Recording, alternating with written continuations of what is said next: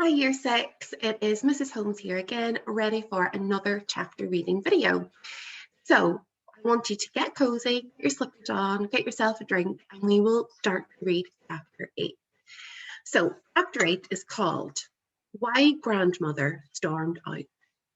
We've not really heard much about grandmother, but I seem to remember that grandmother and grandfather are still living back in Berlin at Bruno's old house, or where his old house is.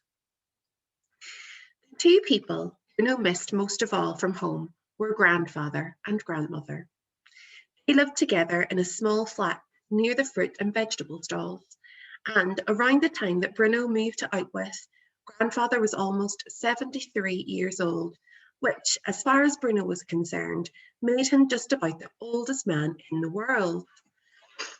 One afternoon, Bruno had calculated if he lived his entire life over and over again 8 times, he would still be a year younger than grandfather.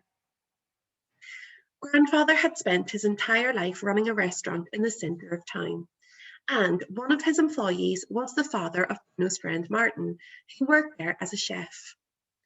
Although grandfather no longer cooked or waited on tables in the restaurant himself, he spent most of his days there, sitting at the bar in the afternoon, talking to the customers, eating his meals there in the evening, and staying until closing time, laughing with his friends. Grandmother never seemed old in comparison to the other boys' grandmothers. In fact, when Bruno learned just how old she was, 62, he was amazed. She had met grandfather as a young woman after one of her concerts, and somehow he had persuaded her to marry him, despite all his flaws. She had long red hair, surprisingly similar to her daughter-in-law's, and green eyes, and she claimed that this was because somewhere in her family there was Irish blood, like me. Bruno always knew when a family party was getting into full swing because grandmother would hover by the piano until someone sat down and asked her to sing. "What's that?" she always cried, holding a hand to her chest as if the very idea took her breath away. "Is it a song you're wanting?" "Why, I couldn't possibly. I'm afraid, young man, my singing days are far behind me." "Sing, sing!" everyone at the party would cry, and after a suitable pause, sometimes as long as 10 or 12 seconds, he would finally give in and turn to the young man at the piano and say in a quick and humorous voice, "Le Vion Rose, E flat minor," and try to keep up with the changes. Parties at Bruno's house were always dominated by grandmother singing, which for some reason always seemed to coincide with the moment when mother moved from the main party area to the kitchen, followed by some of her own friends. Father always stayed to listen, and Bruno did too, because there was nothing he liked more than hearing grandmother break into her full voice and soak up the applause of the guests at the end. Le Vion Rose gave him chills and made the tiny hairs on the back of his neck stand on end. Le Vion Rose is a really popular song you might want to look at on YouTube. Grandmother liked to think that Bruno or Gretel would follow her onto the stage. At every Christmas and at every birthday party, she would devise a small play for the three of them to perform for mother, father, and grandfather. She wrote the plays herself too, and Bruno's way of thinking always gave herself the best lines, though he didn't mind that too much. There was usually a song in there somewhere too. "Is it a song you're wanting?" he'd ask first, and an opportunity for Bruno to do a magic trick and for Gretel to dance. The play always ended with Bruno reciting a long poem by one of the great poets, words which he found very hard to understand, but which somehow started to sound more and more beautiful the more he read them. That wasn't the best part of these little productions. The best part was the fact that grandmother made costumes for Bruno and Gretel. No matter what role, no matter how few lines he might have had in comparison to his sister or grandmother, Bruno always got to dress up as a prince or an Arab sheik, or even, on one occasion, a Roman gladiator. there were crowns, and when there weren't crowns, there were spears, and when there weren't spears, there were whips or turbans. No one ever knew what grandmother would come up with next. A week before Christmas, Bruno and Gretel would be summoned to her home on a daily basis for rehearsals. Of course, the last play they performed had ended in disaster, and Bruno still remembered it with sadness, although he wasn't quite sure what had happened to cause the argument. A week or so before, there had been a great excitement in the house, and it was something to do with the fact that Father was now to be addressed as Commandant. Maria, Cook, and Lars, the butler, as well as all the soldiers who came in and out there and used the place, as far as Bruno could see, as if it were their own and not his. There had been nothing but excitement for weeks.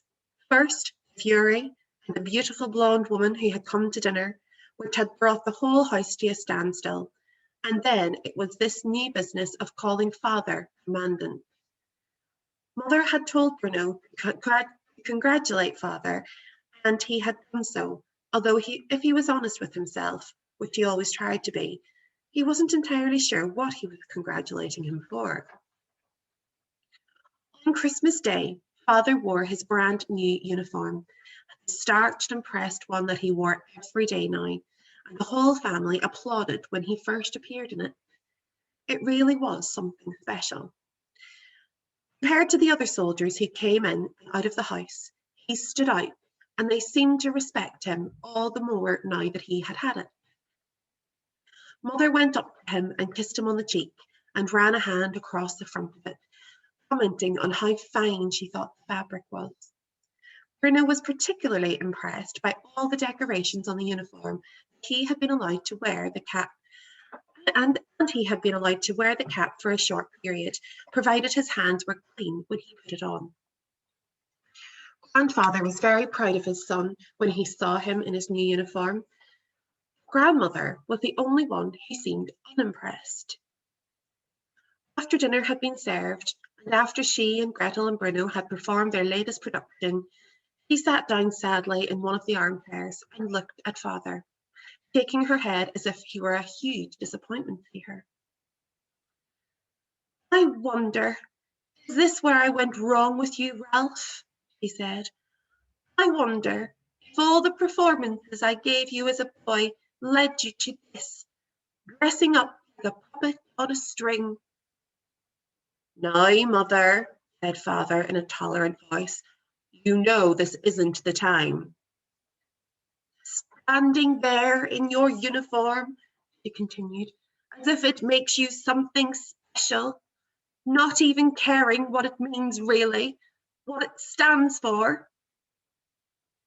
"Natalie, we discussed this in advance," said Grandfather, although everyone knew when Grandmother had something to say, she always found a way to say it, no matter how unpopular it might prove to be. "You discussed it, Matthias," said Grandmother.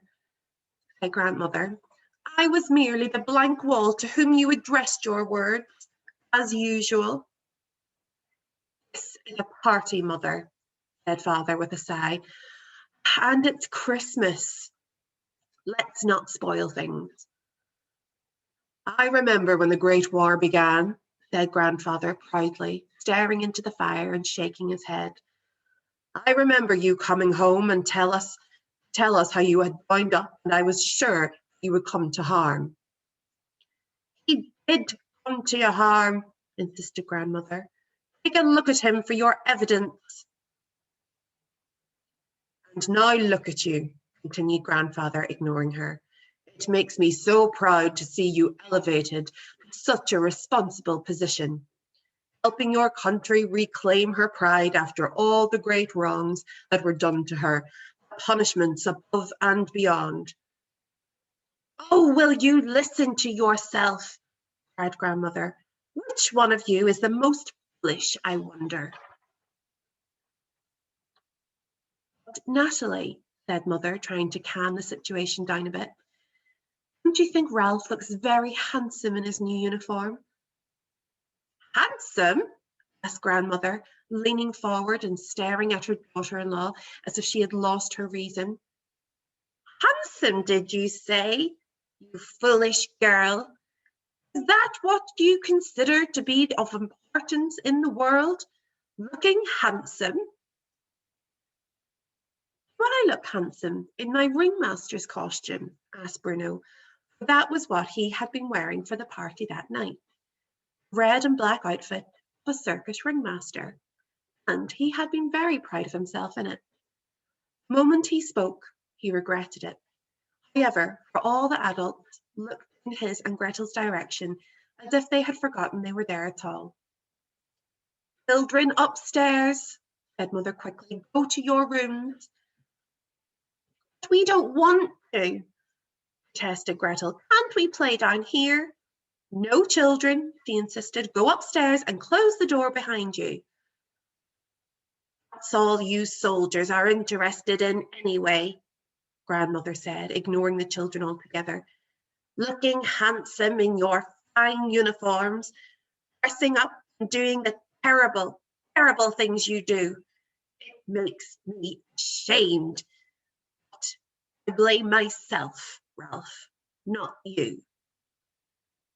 Children, upstairs now, said Mother, clapping her hands together, and this time they had no choice but to stand up and obey her. Rather than going straight to their rooms, they closed the door and sat at the top of the stairs, trying to hear what was being said to the grown-ups down below. However, Mother and Father's voices were muffled and hard to make out. Grandfather's was not to be heard at all, while Grandmother's was surprisingly slurred. Finally, after a few minutes, the doors slammed open, and Gretel and Bruno darted back up the stairs, while Grandmother retrieved her coat from the rack in the hallway. Ashamed, she called out before she left. That's a son of mine should be a patriot, cried Father, who perhaps had never learned the rule about not interrupting your mother. A patriot indeed, she cried out. The people you have to dinner in this house, well, it makes me sick. And to see you in that uniform makes me want to tear the eyes from my head, she added before storming out of the house and slamming the door behind her. I wonder why Grandmother really doesn't like to see Father in his uniform. She seems to really disapprove of what Father does for his job. Bruno hadn't seen much of Grandmother after that, and he hadn't even had a chance to say goodbye to her before they moved to Outwith. He missed her very much and decided to write her a letter. That day he sat down with a pen and paper and told her how unhappy he was there and how much he wished he was back home in Berlin. He told her about the house and the garden and the bench with the plaque on it, the tall fence and the wooden telegraph poles, the barbed wire bales and the hard ground beyond them, and the huts and the small buildings and the smokestacks and the soldiers. Mostly he told her about the people living there and their striped pajamas and cloth caps. And when he told her how much he missed her, and he signed off his letter, your loving grandson, Bruno. Okay, boys and girls, that is the end of chapter 8. It was very interesting because we could see and find out a little bit more about Bruno's extended family with his grandfather and grandmother. We've learned that grandmother isn't very happy about what her son, Bruno's father, does for a living. He really didn't like seeing him in that uniform, and I don't think she likes what he is doing at all. But I wonder what that is and what he is doing. I wonder how grandmother will feel about reading the letter from Bruno, knowing that he's so unhappy and that he misses her a lot, and about the things that he can see outside of his window, especially the barbed wire and the people in the striped pajamas.